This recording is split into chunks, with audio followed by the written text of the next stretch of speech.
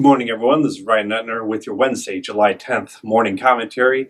Tomorrow is the July supply and demand crop report here. A lot of people probably a little bit nervous after what happened on the acreage report, maybe expecting a little bit of volatility. So let's dive into the numbers that we're looking for tomorrow. For corn, let's start off with the yield first. Trade is looking for about a 1 bushel decline in yield.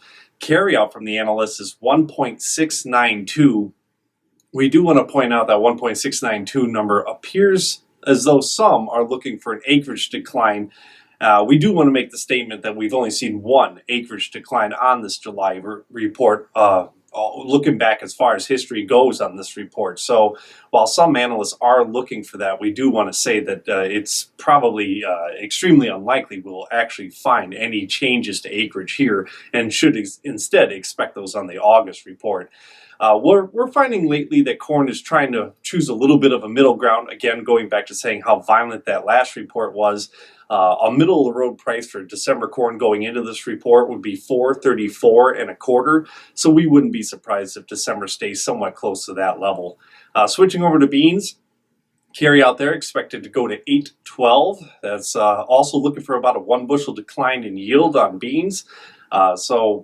Not too much excitement there. Of course, again, that's using June's acreage number, which most people still have high doubts about. So we'll see how trade reacts to an 8.12 number if that is what we see. But most will assume if we get an 8.12, that is actually going to be a little bit on the low side once we change acreage again in August. Forecast looking forward, we'll just quickly say that light moderate rains in the 10-day forecast with temperatures about average to slightly above average. Nothing highly concerning yet, but after tomorrow's report, we may see a few people look at that as starting to get a little concerning that we've gone some areas to go 10 days without rain.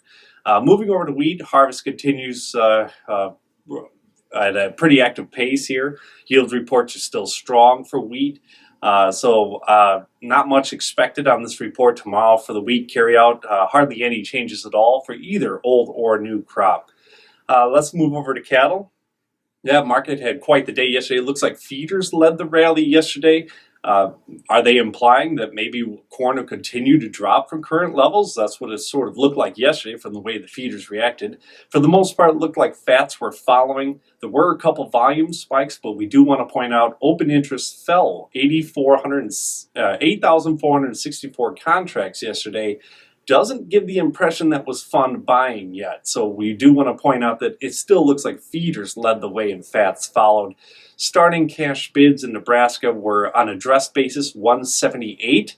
Last week, those Nebraska starting dress bids were 180. So we've only heard just a couple reports, but so far it is slightly lower as a starting cash bid. So we'll see what we get for updated bids throughout today and tomorrow. And we'll see if cash cattle can actually come away with a higher cash trade. So that's our notes here for today. As always, you can reach us 800-551-4626 or visit us on the web, allendale-inc.com.